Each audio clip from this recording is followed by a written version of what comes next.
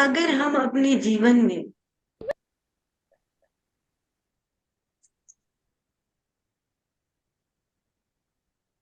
दो बातों पर ध्यान दें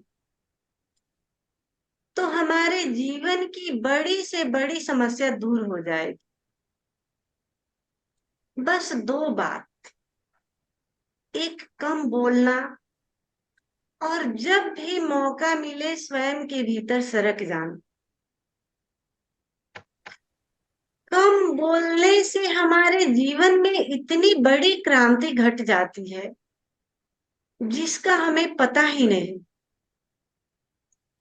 अक्सर मैं देखती हूँ, मेरे पास जितने भी सारे कॉल्स आते हैं, मैंने पाया है कि रोज रोज रोज रोज जो बातें होती है, बस वही पास्ट को लेकर के जुगाली किया जाता है। एक ही बात को बार बार दोहराते रहते हैं। वही वही बात, वही वही बात, वही घिसी पिटी बात।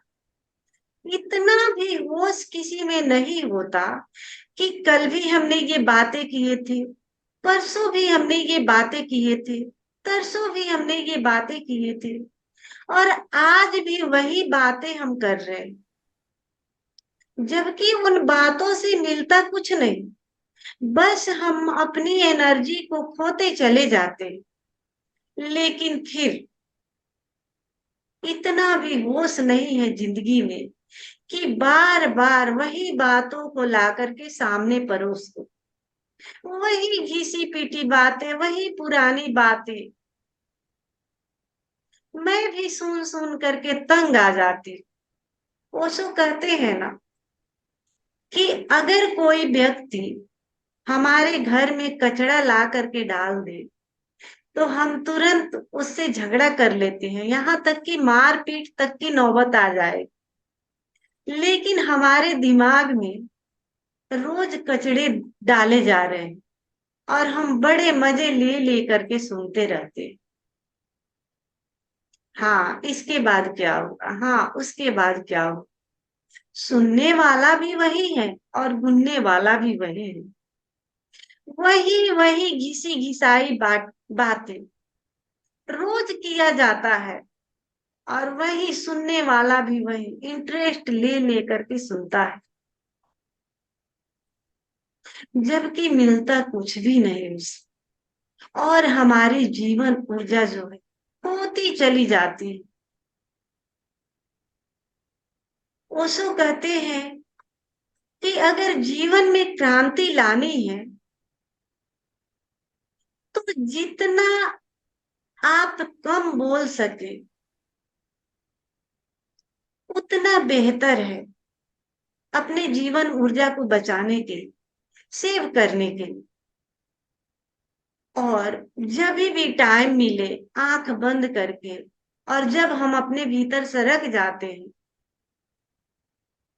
तो इतना हमारे भीतर जीवन ऊर्जा बचती है जिसका आप कल्पना भी नहीं कर सकते।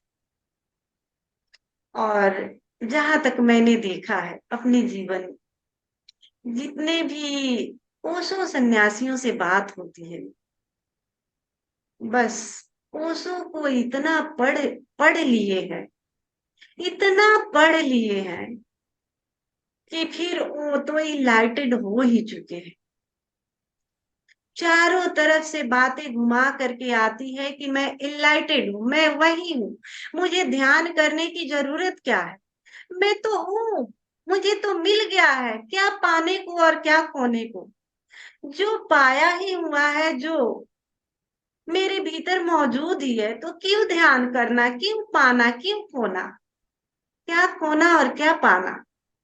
जब आपको ये बातें समझ में आ गई है कि क्या पाना और क्या खोना, तो फिर बातें करने की जरूरत क्या है। और मेरे कहने का मतलब, जब आप बातें करते हो तो मुझे तो नहीं लगता कि आपके जीवन में कोई क्रांति घटी है, कोई शून्य उतरा है, कोई ध्यान की झलक मिली है। अगर ध्यान की झलक मिलती होती तो कसौटी एक ही है। आपके जीवन में प्रेम होगा, आपके जीवन में मौन होगा।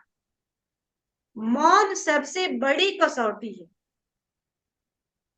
कि हमारे भीतर कुछ घटा है, हमारे भीतर कुछ मिला है। मौन ही बता देता है कि हमारे भीतर क्या घटा है। और फिर ये बातें कहने की जरूरत नहीं होती, हम समझ जाते हैं कि उस व्यक्ति में कुछ न कुछ घटा है। फिर दूसरों को बताने की जरूरत नहीं होती कि हमें ध्यान घट गया, हमें क्या पाना है, हमें क्या खोना है। मिला ही हुआ है, जो मिला है वही हुआ है, उसे क्यों खोना, क्या क्या पाना। फिर कहने की जरूरत ही नहीं होती। लेकिन वही घिसी घिसाई बातें, वही आ, जुगाली करते रहते हैं, वही चीजों को याद कर करके जुगाली करते रहते हैं। तो इससे यही दर्शाता है कि आपको कुछ मिला नहीं है। बस आपके भीतर विचारों का इतना बवंडर चल रहा है कि आप अपनी कचरा दूसरे के माइंड में डाल रहे हैं। एक साधक का फर्ज बनता है कि आपका जो कचरा है कम से कम दूसरे के माइंड में न डाले। एक साधक का ये फर्ज बनता है। अगर सच में आप सत्य के मार्ग पर हैं, आपने ओशो से प्रेम किए हैं और ओशो को थोड़ा सा भी पिया और जिया है, तो इतना तो बोध होना ही चाहिए, इतनी तो समझ पैदा होनी ही चाहिए कि हम अपने कचड़े को दूसरे के माइंड में नहीं डालें। और अगर बात भी करते हैं तो सार्थक बातें करें। अब भी यही इसी पल में होकर बातें करें। क्या पास्ट की बातें, क्या फ्यूचर। ठीक है, हमारा एक लक्ष्य होता है कि हमें फ्यूचर में ये करना है, उस लक्ष्य पर हम चलते हैं। लेकिन जो बीत चुका है उससे कुछ मिलने वाला नहीं है। हमने देखे हैं कुत्ते को हड्डियां चबाते हुए। वो मांस के टुकड़े को खा भी लेता है तो हड्डियों को चबाते रहता है, चबाते रहता है, जबकि हड्डियों में कुछ होता नहीं। बस उसके मुख से ही वो ब्लड आते रहते हैं, अपने ही ब्लड को चूसते रहता है और उसको रस आता है और सोचता है कि मैं मांस खा रहा हूं, मैं बहुत तृप्त हो रहा हूँ। लेकिन वो मांस नहीं खाता, अपने ही ब्लड को चूसता है। तो ऐसे ही बातें मैं देखती हूँ कि रोज रोज कॉल आते हैं और वही पुरानी बातें, घिसी पीटी बातें जुगाली करते रहते हैं लोग। इतना तो होश रखना चाहिए सन्यासियों कि हम पुरानी बातें, वही पास्ट की बातें, रोज रोज एक ही बातें क्यों दोहराते हैं। दोहराने से आखिर क्या मिलता है हम। क्या आपके जीवन में क्रांति घट जाता है? क्या आपके जीवन में प्रेम का जन्म होता है? क्या आपके जीवन में आनंद का जन्म हुआ है?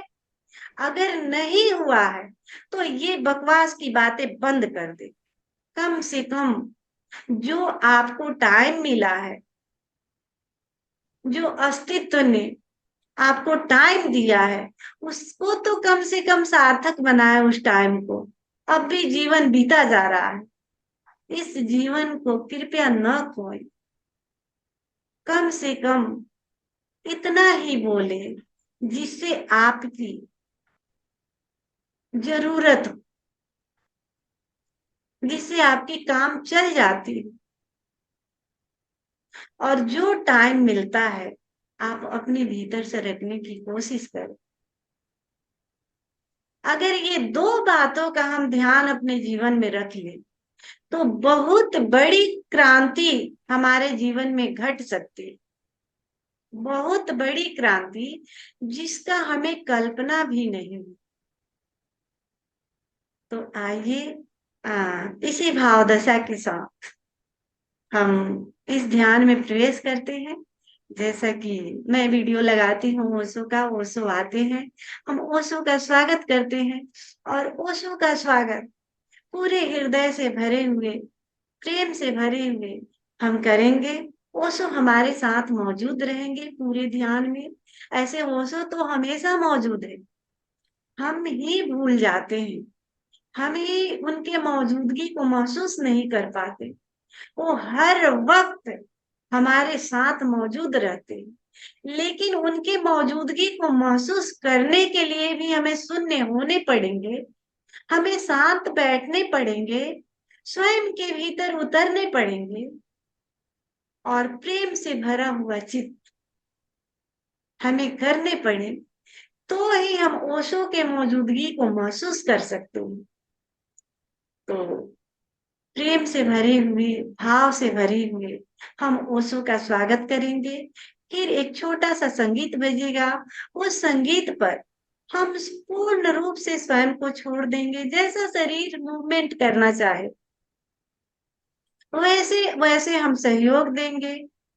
और जो भी क्योंकि मैं हमेशा बोलती हूँ कि बाहर की दुनिया को भूल जाना है, स्वयं के भीतर ध्यान देना है कि हमारे भीतर क्या घटित हो रहा है, और उसी के अनुसार से हमें स्वयं को सहयोग देना है, बल्कि पूरा नृत्य ही बन जाना है, पूरा मीरा ही बन जाना है। और जब पहला चरण हमारा सही जाएगा, तो दूसरा चरण हमारा अपने आप ही उससे गहरे होते चला जाए। दूसरे चरण में जो ओम का हम उच्चारण करेंगे, पूरी गहराई के साथ नाभि से आती हो, लंबी गहरी पहले श्वासें लेंगे, और ओम का जब ध्वनि स्टार्ट करेंगे तो पूरा लंबा गहरा नाभि के पास से आती हो और हम उच्चारण करेंगे। फिर तीसरे चरण में शांत मौन बैठ जाना है, कुछ करना नहीं है, बस अस्तित्व को महसूस करना है, अस्तित्व के ध्वनि को सुनना है जो निरंतर गूंज रही है, जिसे ओम कहें, अनाहत नाद कहें। अभी यही इसी पल में जीना है, अभी यही इसी पल में जो भी घटित हो रहा है, हमारे श्वास चल रहे हैं, हमारा शरीर बैठा है, मन में क्या क्या विचार उठ रहे हैं, क्या क्या भावनाएं आ रही हैं, सबके प्रति सजग होना है, साक्षी भाव, दृष्टा भाव से देखना है। तो सभी मित्र खड़े हो जाएं।